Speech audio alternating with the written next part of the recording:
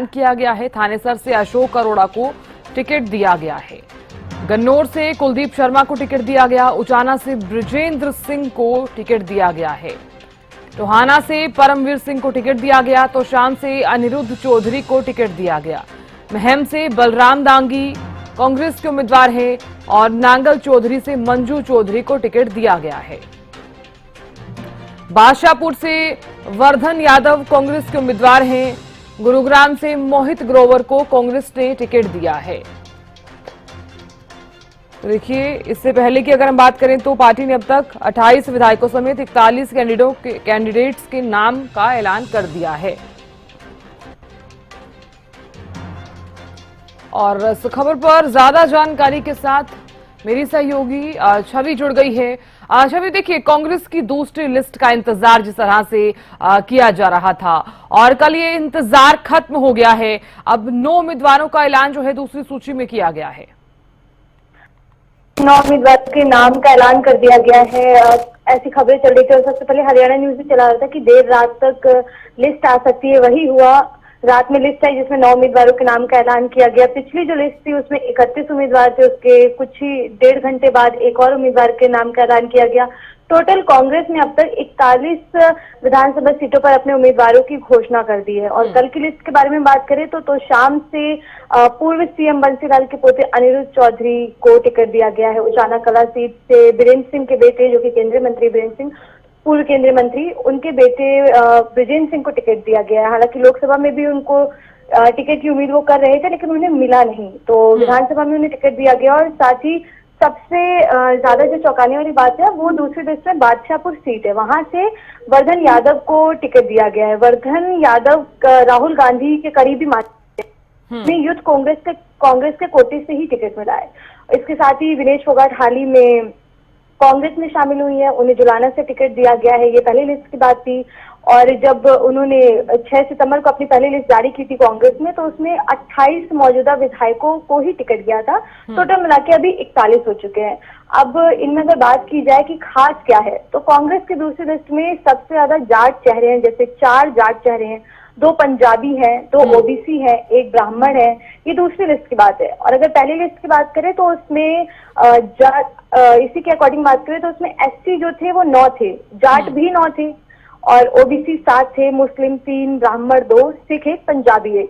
तो इस तरह से टिकटों का बंटवारा किया गया है। ऐसे पहले भी कयास लगाए जा रहे थे कि कांग्रेस अपने मौजूदा विधायकों को ही टिकट दे सकती है। वही हुआ, 28 विधायकों पर फिर से भरोसा जताया गया है।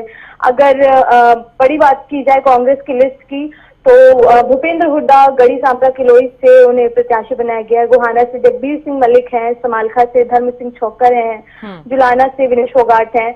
तो इस तरह से कांग्रेस की लिस्ट काफी ज्यादा जिस तरह की बातें कही जा रही थी उसी से मिलती जुलती आई है। ये सारा निचोड़ जो है वो जो पेच फंसा है, या फिर कह सकते बहुत हॉट सीट, क्योंकि पूर्व सीएम बंसीलाल के बेटे के पोते ही अनिरुद्ध चौधरी इस मैदान में है तोशाम से।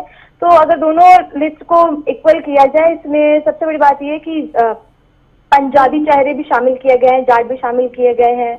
तो देखा जाए तो आगे विधानसभा चुनाव के में बीजेपी और कांग्रेस में तगड़ा मुकाबला होने वाला है, क्योंकि दोनों ही तरफ से अच्छे अच्छे कैंडिडेट उतारे गए हैं। बीजेपी ने हालांकि 67 उम्मीदवारों का ऐलान कर दिया है।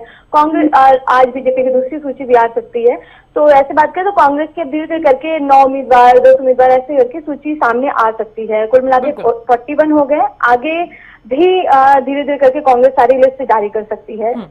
लेकिन छवि, यहाँ पर एक चीज जो है वो यहाँ पर देखने को मिल सकती है, क्योंकि जिस तरह से कांग्रेस लगातार कॉन्फिडेंट नजर आ रही है, क्योंकि लोकसभा चुनाव के जो नतीजे आए हैं उसके बाद कांग्रेस को लग रहा है कि हम जो चीजें हैं वो क्लियर भी कर पाएंगे, और लगातार तमाम दावे भी करती आई है कांग्रेस की बीजेपी का सफाया हरियाणा में हो जाएगा।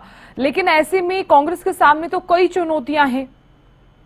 जी, कांग्रेस के सामने चुनौतियां हैं, बहुत ज्यादा चुनौतियां हैं। लेकिन जो लोकसभा में परिणाम आया 50-50 का, 5-5 का, तो उससे कांग्रेस को एक विश्वास मिल चुका है कि आगे आने वाली सरकार कांग्रेस की हो सकती है। हालांकि जो कांग्रेस के वरिष्ठ नेता हैं भूपेंद्र सिंह हुड्डा, दीपेंद्र हुड्डा, ये सब भी ये कहते आए हैं कि कांग्रेस की सरकार बनेगी। 36 बिरादरी मन बना चुकी है कांग्रेस की सरकार लाने का। तो कथनी और कहनी में अंतर है, दोनों ही चीजें कही जा रही हैं। चुनाव परिणाम तो जनता के ही हाथ में है, वो बाद में पता चलेगा किसके पाले में कितनी सीटें जाती हैं, किसे कितना मत प्रतिशत मिलता है। लेकिन हाँ, कहा जा रहा है कि इस समय दोनों के बीच में बराबर का मुकाबला है, क्योंकि कांग्रेस की जो लिस्ट है उसको देखकर ही इस बात का अंदाजा लगाया जा सकता है कि उन्होंने किस तरह से अपने प्रत्याशियों पर मंथन किया है। हालांकि ये भी कहा जाता है ग्राउंड पे जाकर सर्वे किया जा रहा है, लोगों के फीडबैक लिए जा रहे हैं विधायकों को लेकर। तो इस हिसाब से अगर कांग्रेस ने अपने प्रत्याशी उतारे हैं तो वो चुनाव में ही पता लगेगा कि किसको कितने वोट मिलेंगे और प्रदेश में किस पार्टी की सरकार बनेगी। बिल्कुल। छवि, देखिए आपने सही कहा, क्योंकि देखिए जिस तरह से मुकाबला जो है वो काफी ज्यादा कड़ा भी है, लेकिन ये 2014 और 2019 का चुनाव नहीं है, ये चुनाव है 2024 के। और कांग्रेस भली भांति जान चुकी है कि ये 2024 के चुनाव हैं और मुकाबला जो है कड़ा है और चुनौतियां भी कई देखने को मिलेंगी। ऐसे में आपने भी देखा होगा कि जब पहली सूची जारी की गई तो कई नेता जो हैं वो पार्टी से नाराज भी नजर आए थे। अब ऐसे में दूसरी सूची जारी की गई है, क्या इसी तरह की तस्वीर अब भी देखने को मिल सकती है छवि? जी, नाराज लोगों की नाराजगी जाहिर है। ऐसे कल भी हमने खबर दिखाई थी कि भवानी खेड़ा पर अगर बाहर से कोई प्रत्याशी लाया गया तो तब विरोध किया जा सकता है। लोग दिल्ली में प्रदर्शन करें कि भवानी खेड़ा से कोई भी बाहर का प्रत्याशी नहीं होना चाहिए। तो ये लड़ाई झगड़े, विरोध प्रदर्शन और नाराजगी ये सब चलती रहती है राजनीति में। हो सकता है अभी आगे जिन सीटों पर भी ऐलान बाकी है उन पर जब ऐलान होगा तो और भी ये जग जाहिर हो जाए, तो इसके लिए कुछ कहा नहीं जा सकता है। लेकिन हाँ, इसके भी 50-50 चांसेस है कि अगर किसी को जिस टिकट का दावेदार है उसे टिकट नहीं मिलती है तो नाराजगी जाहिर है, ये देखने को मिल सकती है। चलिए छवि, बहुत शुक्रिया नजर बनाए रखने के लिए और जानकारी देने के लिए। तो देखिए तमाम जो सीटें हैं, यानी कि तमाम जो टिकट दिए गए हैं, और ऐसे में अब कुल मिलाकर बात की जाए तो 28 विधायकों समेत 41 कैंडिडेट्स के नामों का ऐलान जो है कांग्रेस ने कर दिया है। मुकाबला कड़ा है, चुनौतियां भी कई हैं। हालांकि राजनीति में आपने भी देखा होगा कि जब जब चुनाव आते हैं तो तमाम तरह की चुनौतियां तो देखने को मिलती हैं पार्टी को, साथ ही साथ मुकाबला भी जो है इस बार काफी ज्यादा कड़ा रहने वाला है।